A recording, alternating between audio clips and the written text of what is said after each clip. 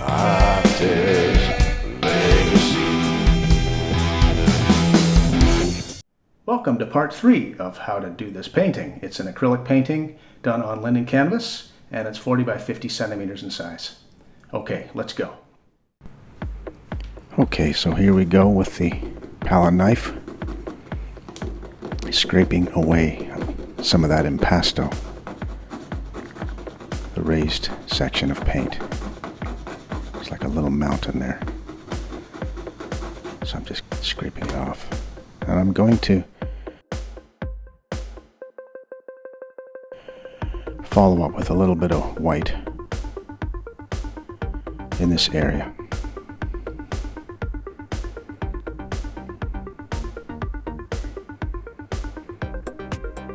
Not really planning it, just seeing how it feels. Where does it need some white? Standing back, looking at it, and adding where I think it needs it.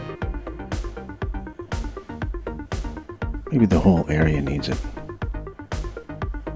A lot more of it.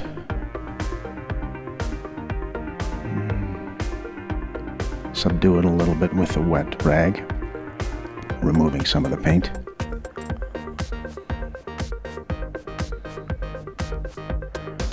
Now with a finer, smaller brush, bristle brush, touching up some of the white, the black areas.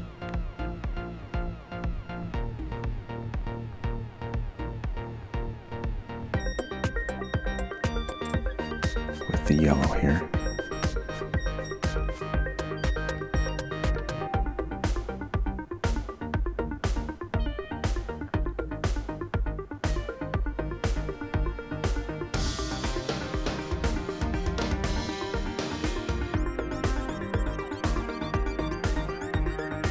Blending it in with the finger a little bit.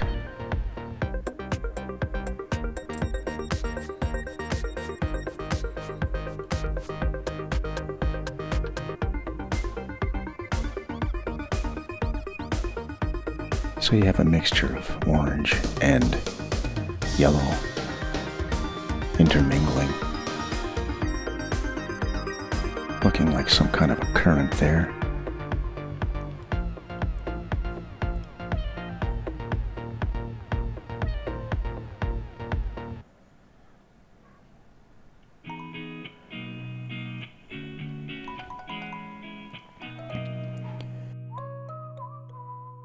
It almost looks like an aerial view of the world, looking down at the currents, at land masses.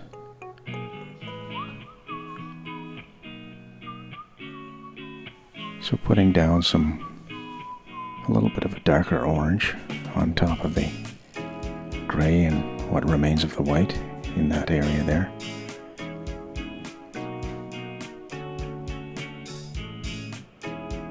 And removing a little bit of it.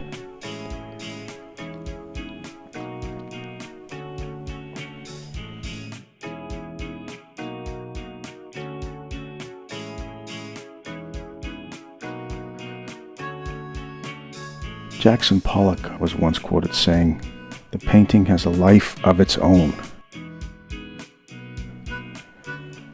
This is a good quote. The life of a painting exists while we're painting it. It has a start, it has an end.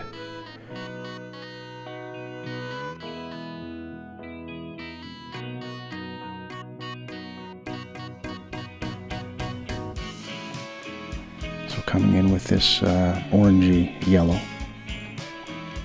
over top now.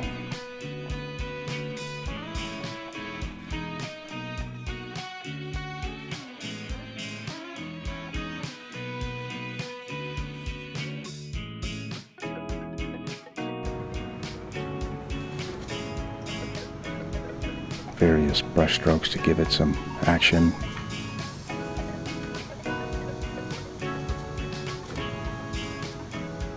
Feeling of action from the brush strokes.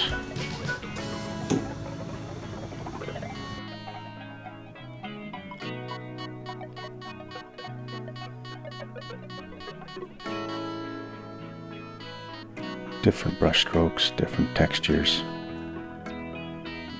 create interest, I feel, when people look at the painting up close.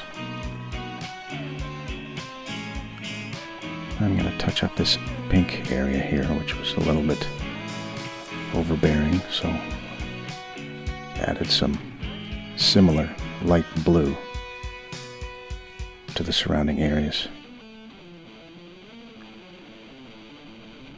And this black box at the bottom left here is hindering the freedom, I feel, of this painting. It's a real difficult thing to figure out. At first I'll try I like a dark purple here, filling it in and seeing how that looks. Bringing out the rounded palette knife, rounded tip, scraping and adding some texture, removing a little bit of that purple.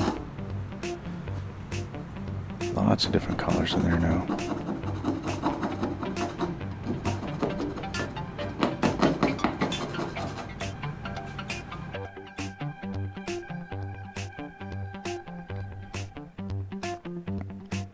Fixing the blue edge of the blue edge there where it meets the orangey yellow. Working up top. If that were some hair, possibly fixing that hair. Oh, it's not secured to the canvas. It's just leaning backwards. So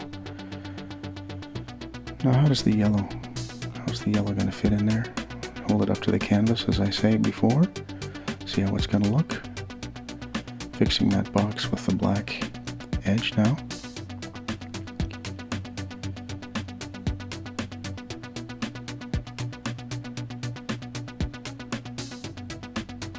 I'm bringing in some of that metallic silver again, working its way into that zone.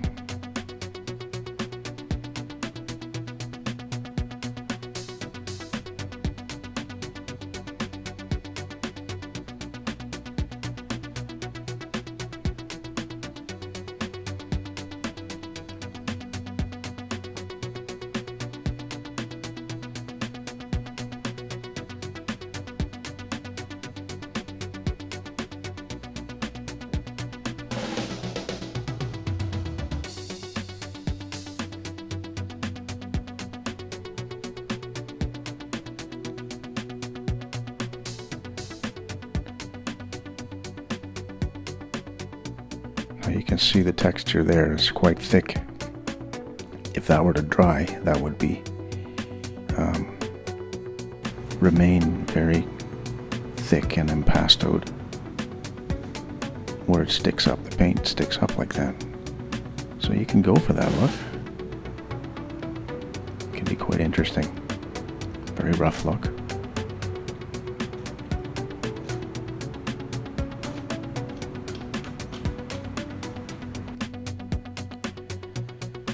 So pretty much reversed back to the silver metallic silver color over top of that zone again, with a little bit of that orange poking through.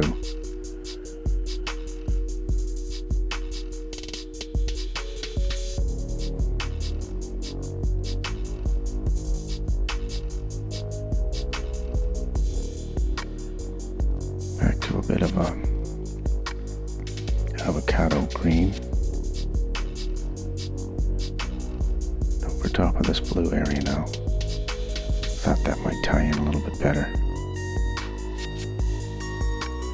with the surrounding greens and orange.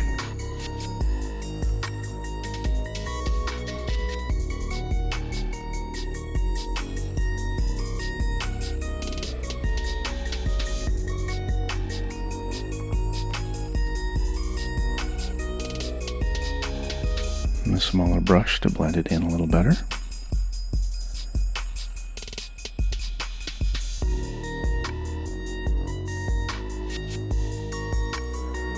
No, not happy with the big black box hindering this painting, so you can just cover right over it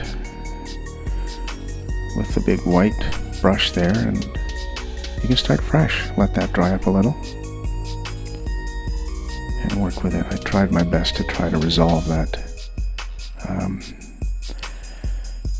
Kleenex box on her back, or what was it? If this was a woman then. So let's give her some freedom. Potentially some wings there. Look at that.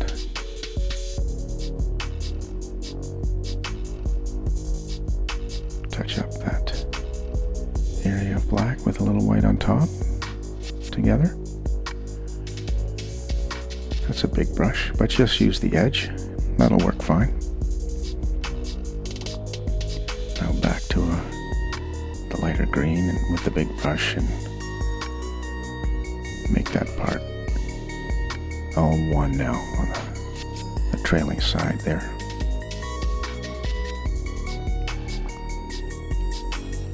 Didn't quite wait for the white to dry.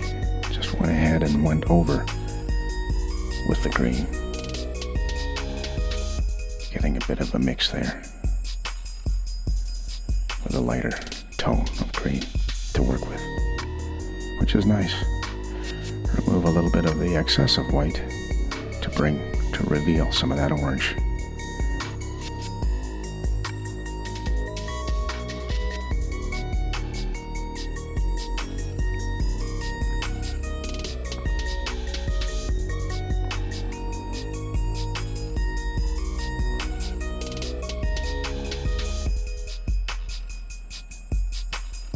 Next we'll fix up that section of white edge there where it meets the green, and trying to blend it with the surrounding area now. Fix that little boo-boo going over the blue line. Erase that with the wet rag.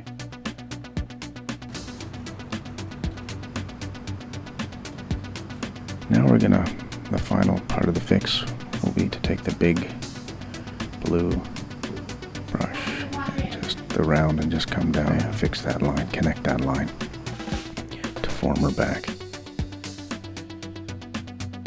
And fix under the neck area there, the chin.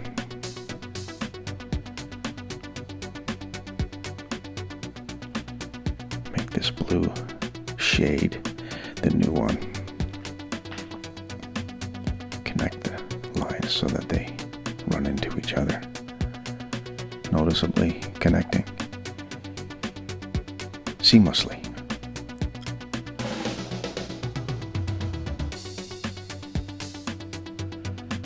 Connecting seamlessly with their color.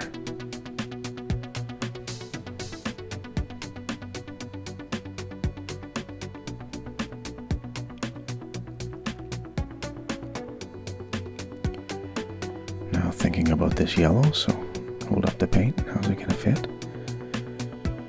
More of that lighter avocado. Top left, blend it in a little bit.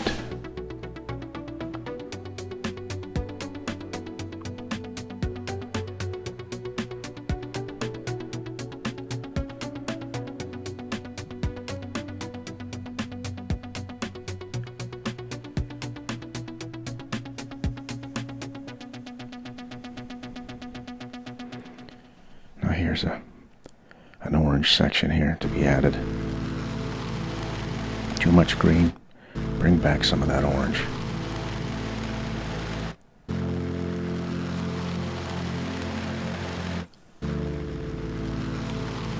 It's not such a transition now to the red on the other side, so it's a little better balanced, I felt, with some of the orange here.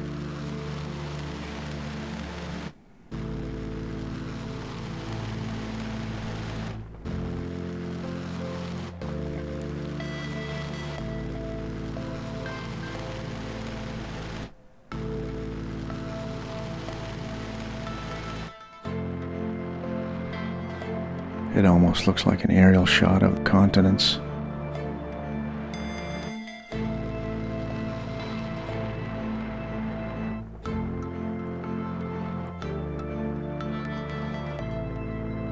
Mixing in a slightly lighter shade of the orange. So there's some nice transition there.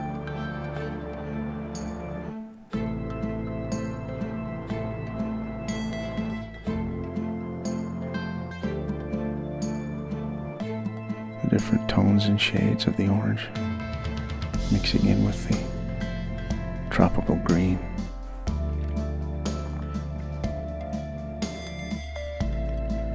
Using the back of the brush now to add some lines, revealing some of the under painted layers, and then blending in some of the lines to make it not so obvious. Breaking up some of those lines with a palette knife. And adding some lines from the palette knife of their own.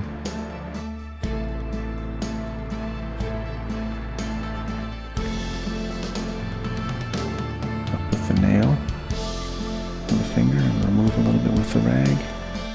Now add a little orange to the silver section. Kind of some orange balancing on the other side now. Tying it together.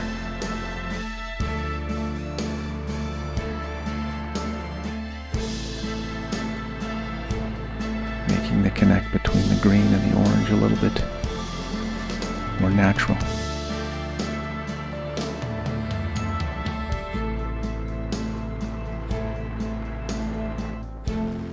Removing some of it to blend it nicer, for a nicer effect.